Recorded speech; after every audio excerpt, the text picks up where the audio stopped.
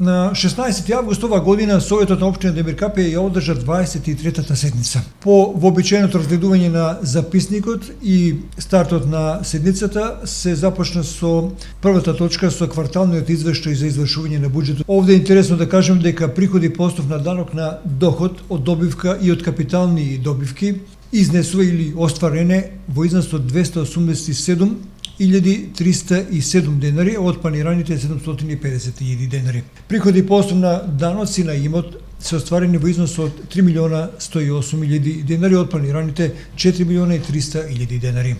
Приходи по основ на донации и специфични услуги се остварени по овој основ во износ од 1.891.558 денари од планираните 8.380.000 денари.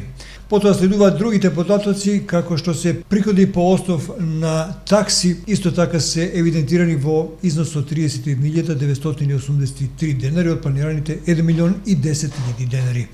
Овде се и другите податоци од остварувањето на буџетот на општина Кавадаци за вториот квартал. По разгледувањето на втората точка од дневниот ред беше донесена одлука за обезбедување на средства од буџетот на општина Демир Капија за експроприација на земјиште на објект од јавен интерес од локално значење. Ова значи дека се резервираат средства од буџетот на општина Демир Капија во висина од 377.000 за потполна експроприација на земјиште за реализација на јавен интерес од локално значење.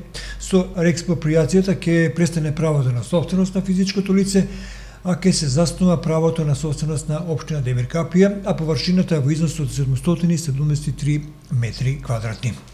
Инаку, во продолжение на седницата на Советот на општина Демир Капија се расправаше и за годишниот план за вработување во 2019 година во општинската администрација со изготвување на план врз основа на методологија за планирање на вработување во јавниот сектор, согласно начелото на соодветност и правична застапеност, како и формата и содржината на образецот за годишниот план за вработување.